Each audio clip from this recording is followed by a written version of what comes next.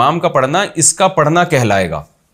جیسے کیونکہ حدیث میں آتا ہے من کان لہ امام فقراءۃ الامام لہ قراءۃ، یہ صحیح حدیث ہے. ناصر الدین البانی رحمہ اللہ نے اس کو صحیح قرار دیا ہے کہ جس شخص کا کوئی امام ہو تو امام کی قراءت مقتدی کے لیے کافی ہے. اس حدیث میں یہ تفصیل نہیں ہے کہ امام زور سے پڑھے یا آہستہ پڑھے، یعنی امام قراءت کرے گا تو مقتدی کے لیے کافی ہے وہ. تو قراءت میں تو فاتحہ بھی داخل ہے. تو اس لیے یہ جو حدیث میں آتا ہے نا جو فاتحہ نہیں پڑھتا اس کی نماز نہیں ہوتی، تو پوری حدیث صحیح مسلم کی یوں ہے من لم یقرأ بفاتحۃ الکتاب فصاعدا، جو سورہ فاتحہ پلس تلاوت نہیں کرتا اس کی نماز نہیں ہوتی. تو ہم یہ کہتے ہیں امام نے جب فاتحہ پڑھ لی اور تلاوت کر لی، چاہے زور سے کی ہو آہستہ کی ہو، تو گویا مقتدی نے بھی پڑھ لی ہے، اس کو تلاوت نہ کرنے والا ہم کہہ نہیں سکتے. اس طرح سے تمام حدیثوں میں اور قرآن کی آیت میں بھی تطبیق ہو جاتی ہے. اور ویسے بھی ظہر اور عصر کی جو آخری 2 رکعتیں ہیں وہ تو اس میں تو سورہ فاتحہ بھی لازم نہیں ہے. کسی حدیث سے نہیں پتہ چلتا کہ فرض کی تیسری اور چوتھی رکعت میں سورہ فاتحہ پڑھنا لازم ہے. یہ جو حدیث میں آتا ہے نا لا صلاۃ الا بفاتحۃ الکتاب، کہ فاتحہ کے بغیر نماز نہیں ہے، تو نماز کا مطلب یہ ہے کہ جس نماز میں فاتحہ ہو گئی چاہے ایک دفعہ بھی ہو گئی ہو تو نماز ہو جائے گی. اسی وجہ سے امام مالک کا یہ قول ہے کہ ایک رکعت میں بھی فاتحہ پڑھ لی تو نماز ادا ہو جائے گی. لیکن احناف نے احتیاطاً پہلی 2 رکعتوں پہ فاتحہ کو لازم قرار دی ہے، کیونکہ سفر میں آخری 2 رکعتیں ساقط ہوتی ہیں، پہلی 2 ویسے ہی رہتی ہیں. تو اس لیے انہوں نے پہلی اور دوسری رکعت کو ایک جیسا قرار دے کے دونوں رکعتوں میں قرات کو واجب قرار دیا ہے. فرض کی تیسری اور چوتھی رکعت میں کچھ بھی لازم نہیں ہے. بہتر ہے کہ سورہ فاتحہ پڑھ لی جائے، لیکن آپ امام کے پیچھے ہیں تو امام کی فاتحہ مقتدی کے لیے کافی ہے. اچھا بھائی، بطور ایجنٹ آن لائن کاروبار. مفتی صاحب میں ایک دکاندار کے ساتھ ایجنٹ کے طور پہ کام کرتا ہوں اور اس کی اشیاء بیچتا ہوں. میں نے ان کی ساری اشیاء کو دراز پر شیئر کیا ہے. جب مجھے آرڈر آتا ہے تو جو پیسے ہوتے ہیں وہ دراز کے پاس جمع ہو جاتے ہیں اور دراز والے 1 ہفتے بعد ہم کو وہ پیسے دے دیتے ہیں. تو جب آرڈر آ جاتا ہے تو میں اس دکاندار کو اپنے پیسے دے دیتا ہوں اور وہ اشیاء کو پیک کر کے دراز پر دیتا ہے اور پھر 1 ہفتے بعد دراز مجھے پیسے دیتا ہے. تو کیا میرا یہ کاروبار جائز ہوگا ایجنٹ کے طور پر؟ دیکھیں ایجنٹ کے طور پہ جائز ہے. اس میں آپ جو ہے دکاندار کے ایجنٹ بن رہے ہیں دراز کو بیچنے کے لیے، یعنی دراز پہ رکھوانے کے لیے، تو یہ جائز ہے. لیکن اس دوران وہ چیز ہلاک ہو گئی نا، جو چیز آپ دراز کی دکاندار کے پاس رکھوا رہے ہیں، تو دکاندار کا نقصان سمجھا جائے گا، کیونکہ آپ صرف کمیشن ایجنٹ ہیں، آپ ضامن نہیں ہیں. اگر نقصان آپ کا سمجھا جا رہا ہے تو اس کا مطلب آپ نے وہ چیز آپ نے اس دکاندار سے وہ چیز خرید لی ہے. پھر جب خرید لیا تو پھر اپنے قبضے میں لائے بغیر آگے بیچ نہیں سکتے. تو کمیشن ایجنٹ میں اور خرید کر بیچنے میں یہی فرق ہے کہ کمیشن ایجنٹ اس چیز کے ہلاک ہونے کی صورت میں نقصان کا بالکل بھی ذمہ دار نہیں ہوگا، اور خرید کے بیچنے کی صورت میں آپ پہلے اپنے قبضے میں یا اپنے نمائندے کے قبضے میں وہ چیز لیں گے، پھر آگے آپ فروخت کریں گے. اور دوسری بات یہ کہ آپ کا جو سوال ہے نا مبہم ہے. جو میں نے نارمل صورت ہے دراز کی وہ بتائیے. میرا مشورہ یہ ہے کہ آپ یہ سوال ذرا واضح طور پر نا دوبارہ مجھے لکھ کے بھیجیں تاکہ میں اس پہ دوبارہ غور کروں. سوال میں آپ کے ابہام ہے. جائفل اور جاؤتری کا حکم. محمد فیضان کراچی سے، جائفل جاؤتری کھانا جائز ہے یا نہیں؟ میں نے سنا ہے کہ جائفل زیادہ مقدار میں استعمال کرنے سے انسان نشے کی حالت میں چلا جاتا ہے، جس کی وجہ سے یہ حرام ہے. کیا یہ بات درست ہے؟ برائے مہربانی وضاحت فرما دیں. دیکھیں مجھے جائفل کے بارے میں نہیں پتہ، لیکن اگر واقعی مقدار میں کھانے سے، زیادہ مقدار میں کھانے سے نشے کی حالت میں چلا جاتا ہے تو پھر بلا وجہ کھانا جائز نہیں. دوا کے طور پہ، ضرورت کے طور پر اتنی مقدار میں کھانا پھر جائز ہوگا جس سے نشہ نہ ہو. لیکن میرے علم میں نہیں ہے کہ جائفل کھانے سے نشہ ہوتا ہے. اور جاؤتری کیا چیز ہے اس کا بھی مجھے پتہ نہیں ہے. تو یہ ذرا آپ، میرا خیال ہے وہاں کسی حکیم سے پوچھیں آپ یہ مسئلہ، حکیموں کو پتہ ہوگا. میں تو یہ بتاؤں گا اگر یہ نشے کی چیز ہے تو دوا کے طور پر تھوڑی مقدار میں کھائی جا سکتی ہے، اتنی مقدار جس سے نشہ نہ ہو. اور اتنی مقدار میں کھانا جس سے نشہ ہو یا بلا وجہ استعمال کرنا یہ جائز نہیں ہے. فکسڈ نفع کا حکم. مفتی صاحب میں نے 2 لاکھ روپے انویسٹ کیے ہیں، جس کے ساتھ کیے ہیں انہوں نے خود کہا تھا کہ میں ہر مہینے 10,000 آپ کو دوں گا، تو کیا یہ صحیح ہے؟ نہیں جی، یہ حرام ہے، ناجائز ہے. آپ نے 10,000 انویسٹ کیے تو جس بھی کاروبار میں انویسٹ کیے ہیں آپ ان سے پوچھیں کہ میرے 10,000 سے آپ جتنا پیسہ کماؤ گے، سارے پیسے مکس ہوں گے نا، تو اس کو ڈیوائڈ کریں 10,000 پہ کتنا کمایا ہم نے، تو جتنا آپ میرے 10,000 پہ کماؤ گے اس میں اتنے پرسنٹ میرا، اتنے پرسنٹ آپ کا، تو پرسنٹیج طے کریں اس میں۔ حرام کمائی سے بطور گفٹ ملنے والی جائے نماز۔ کسی نے پوچھا ہے جی میرے ماموں نے جائے نماز گفٹ کی تھی، میرے ماموں بینک میں کام کرتے ہیں، تو میں نے اس جائے نماز میں جتنی نمازیں پڑھی ہیں کیا وہ مجھے دوبارہ لوٹانی پڑیں گی؟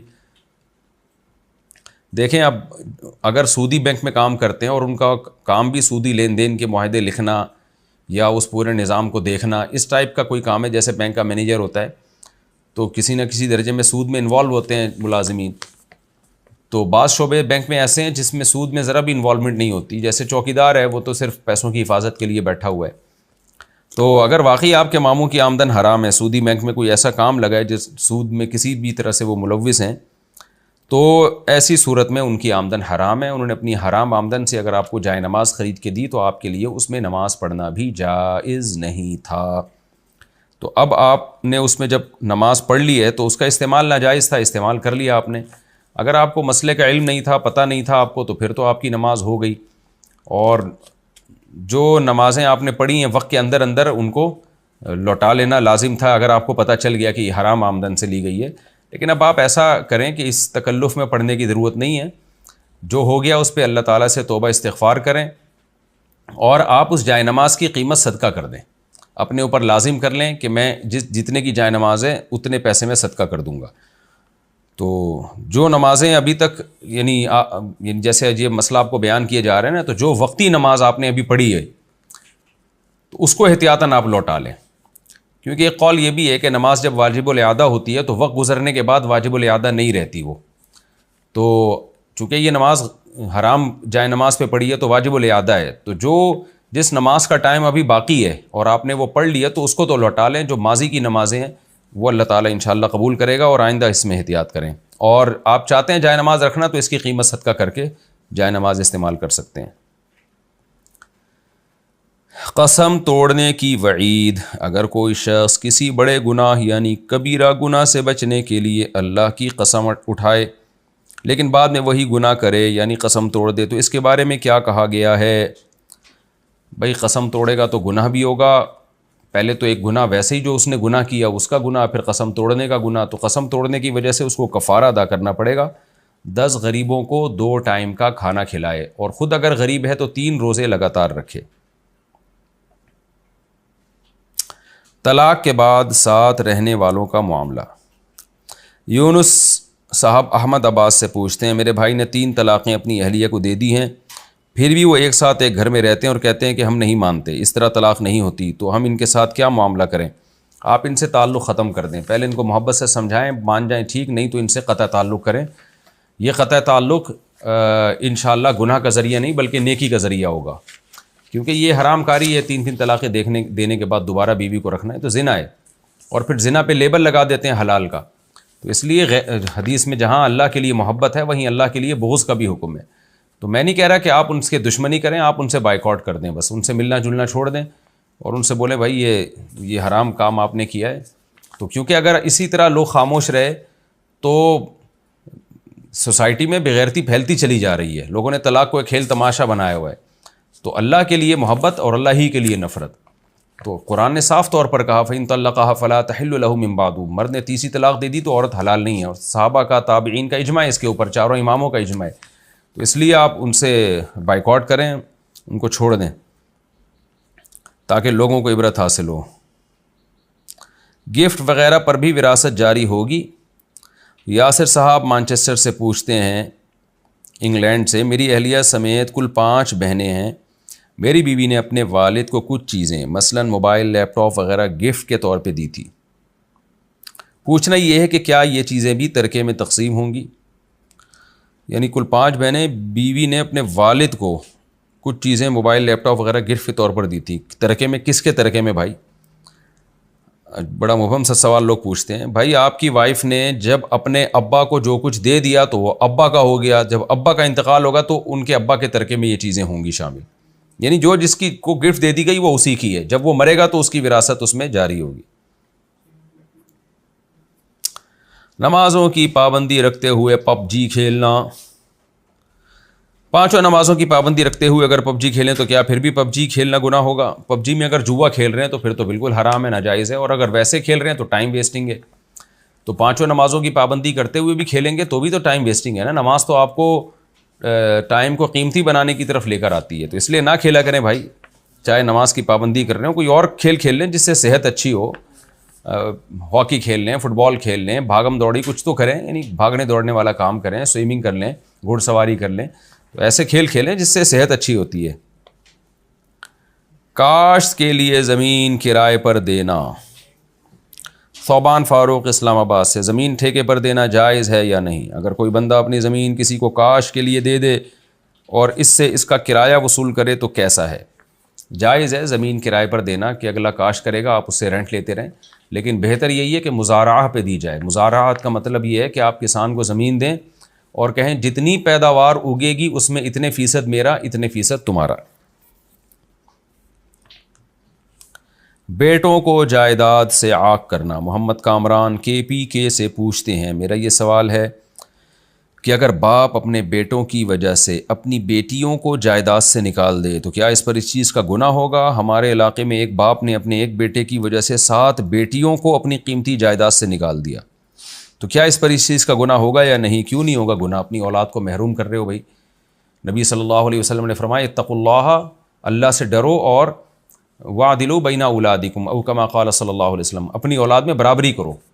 تو زندگی میں تو جب باپ دے گا تو بیٹے بیٹیوں کو برابر دے گا، ہاں کسی کی خدمت، ضرورت یا نیک ہونے کی وجہ سے زیادہ دے دے تو ایک الگ بات ہے، تو زندگی میں تو برابر دینا چاہیے، اور مرنے کے بعد تو وراثت سے محروم کرنا ممکن ہی نہیں ہے۔ اگر کوئی اپنی بیٹیوں کو عاق بھی کر دیتا ہے اور وصیت بھی لکھ دیتا ہے کہ میری بیٹیوں کو حصہ نہ دیا جائے، تو بھی باپ کے مرنے کے بعد بیٹیوں کو لازمی حصہ دیا جائے گا، ایسا نہیں ہو سکتا کہ وہ محروم ہو جائیں حصے سے۔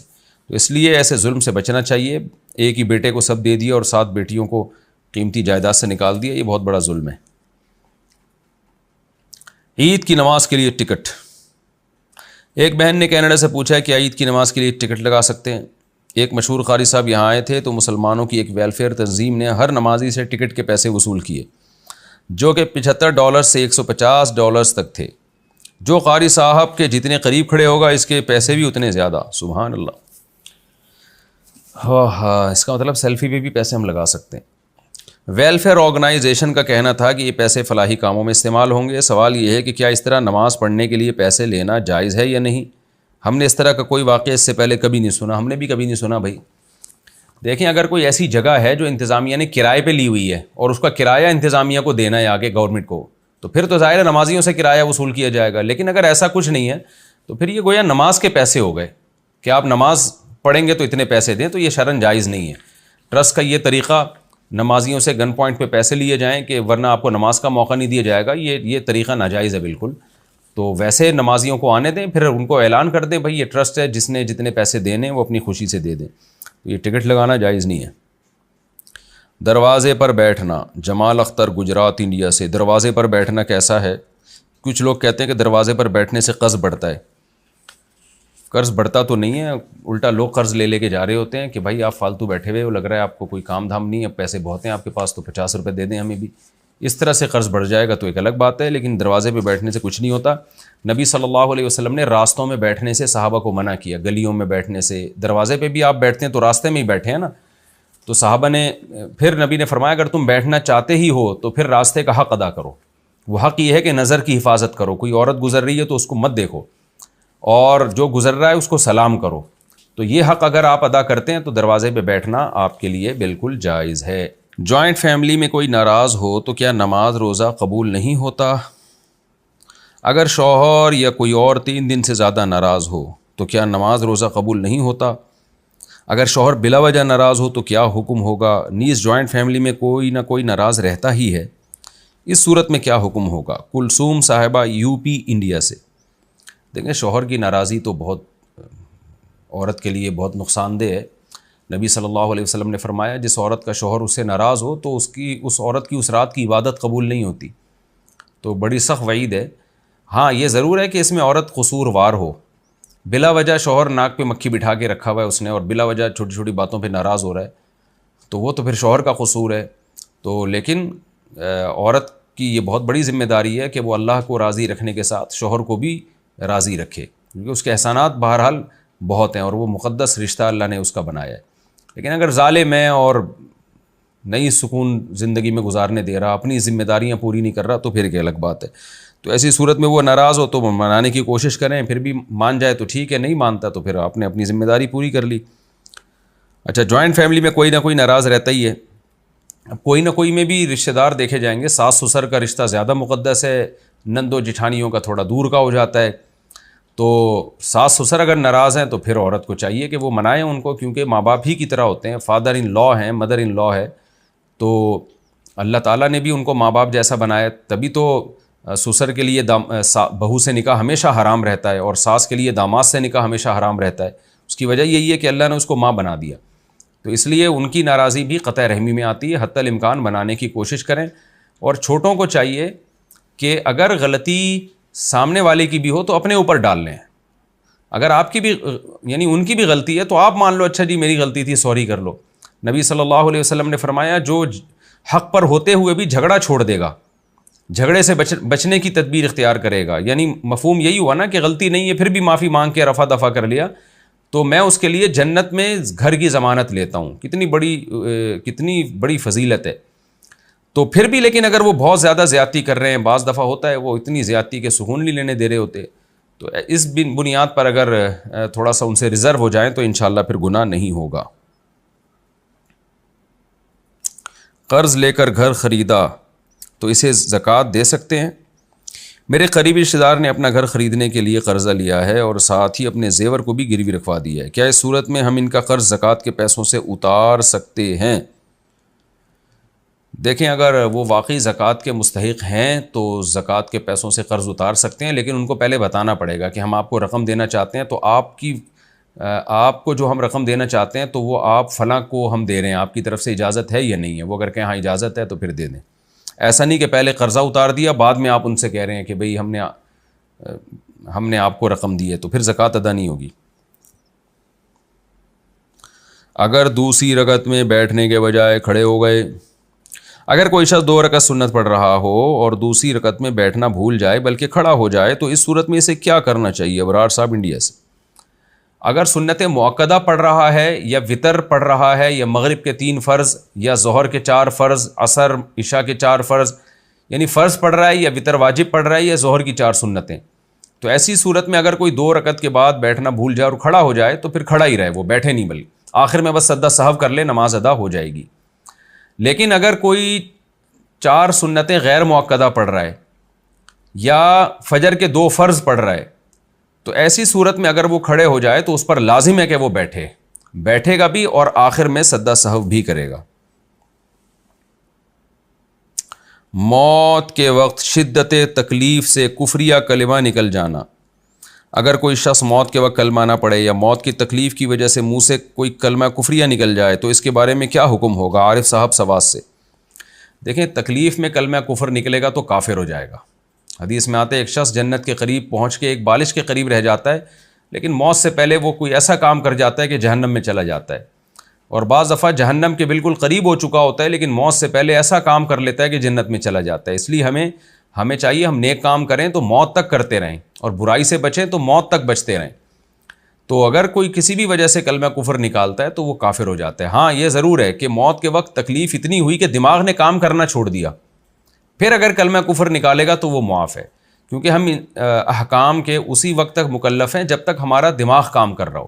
بعض دفعہ تکلیف اتنی شدید ہوتی ہے کہ دماغ معاف ہو جاتا ہے، جب دماغ معاف ہو گیا تو پھر اگر اس کے منہ سے کلمہ کفر بھی نکل رہا ہے تو پھر اللہ تعالیٰ انشاءاللہ اسے نہیں پکڑے گا، کیونکہ وہ اس کے اختیار میں نہیں ہے۔ عورت کا بار بار طلاق کا مطالبہ کرنا، اگر کوئی بیوی لڑائی بحث میں اپنے شوہر سے بار بار طلاق مانگے کہ مجھے طلاق دو، مجھے طلاق دو، شوہر کہے کہ تمہیں جہاں دل کرے چلی جاؤ، تو کیا ایسی صورت میں طلاق ہو جائے گی یا نہیں؟ نہیں جی، یہ مبہم الفاظ ہیں۔ اس کا یہ مطلب بھی ہو سکتا ہے کہ ٹھیک ہے تمہیں طلاق ہے، جہاں چاہو چلی جاؤ، اور یہ مطلب بھی ہو سکتا ہے کہ تم جہاں چاہو چلی جاؤ، میں تمہیں دے دوں گا، دونوں مطلب ہو سکتے ہیں۔ تو یعنی یہاں سے دفع ہو جاؤ، یہ بھی نیت ہو سکتی ہے۔ تو یہ مبہم الفاظ ہیں، تو ان میں اگر شوہر کی نیت طلاق کی ہوگی تو پھر طلاق واقع ہوگی. نیت طلاق کی نہیں ہے تو طلاق واقع نہیں ہوگی، کیونکہ ان میں رد اور سب دونوں کا احتمال ہے. اس میں عورت کچھ کپڑے سسرال لے جائے تو کیا وہ بھی جہیز ہوگا؟ اگر کسی عورت کی شادی ہو اور اپنے ساتھ کچھ کپڑے سسرال لے جائے پہننے کے لیے تو کیا وہ بھی جہیز میں شمار ہوں گے؟ نہیں بھائی، اتنا تو ہوتا ہی ہے. عام طور پہ جب لڑکیاں ماں باپ کے گھر سے رخصت ہوتی ہیں تو 2-4 جوڑے تو ان کو ملتے ہی ہیں، تو وہ جہیز میں شمار نہیں ہوگا اتنی سی چیز. ویسے ہونا تو یہ چاہیے کہ سارا کچھ لڑکا ہی انتظام کرے. جتنے بھی کپڑے ہیں نا، وہ اس کی اب امانت ہے. وہ بولے بھائی اب میں خود سارے لباس کپڑے وغیرہ ارینج کروں گا. شراب کی بوتل کو شو پیس بنانا، کیا ہم شراب کی کاج کی بوتل گھر میں شو پیس بنا کر رکھ سکتے ہیں؟ رمشا خان انڈیا سے. ایسی بوتل جس میں سب کو پتہ ہو دیکھتے ہی کہ یہ شراب ہی آتی ہے ایسی بوتل میں، اس کو کسی بھی طرح سے گھر میں رکھنا جائز نہیں ہے، کیونکہ وہ گناہ کی ایک یادگار ہے. نبی صلی اللہ علیہ وسلم نے جب شراب کو حرام قرار دیا اللہ کے حکم سے، تو آپ نے شراب کے برتنوں کو بھی توڑنے کا حکم دیا. پھر بعد میں برتن رکھنے کی اجازت دے دی، کیونکہ ان برتنوں میں صرف شراب نہیں آتی تھی، اور بھی چیزیں آتی تھیں تو اور غربت بھی تھی. لیکن اب جو بوتلیں شراب کی آتی ہیں وہ ایسی خاص قسم کی ہوتی ہیں کہ سب کو پتہ ہوتا ہے، کمپنیوں کے نام لکھے ہوئے ہوتے ہیں، تو وہ پھر گھر میں آپ رکھیں گے تو ایک گناہ کی یادگار ہے وہ. تو وہ آپ اس سب دیکھ کے شک بھی ہوگا کہ پتہ نہیں یہ کیا کرتے ہیں، تو ایسی چیز کو نہیں رکھنا چاہیے گھر میں. اگر میں نے یہ کام کیا تو 1 کروڑ روزے رکھوں گی. اگر کسی نے قسم کھائی ہو کہ یہ کام نہیں کروں گی، اگر کیا تو اتنے لاکھ اور اتنے کروڑ روزے رکھوں گی، جو کہ ناممکن ہے. اس صورت میں اگر وہ کام کر لیا تو کیا ہوگا؟ دیکھیں، منت بھی ہے یہ اور قسم کے الفاظ بھی ہیں یہ. جب آپ کسی چیز کو نہ کرنے کی کسی کام کے ساتھ منت کو مشروط کر دیتے ہیں تو وہ قسم بھی بن جاتی ہے اور منت بھی رہتی ہے.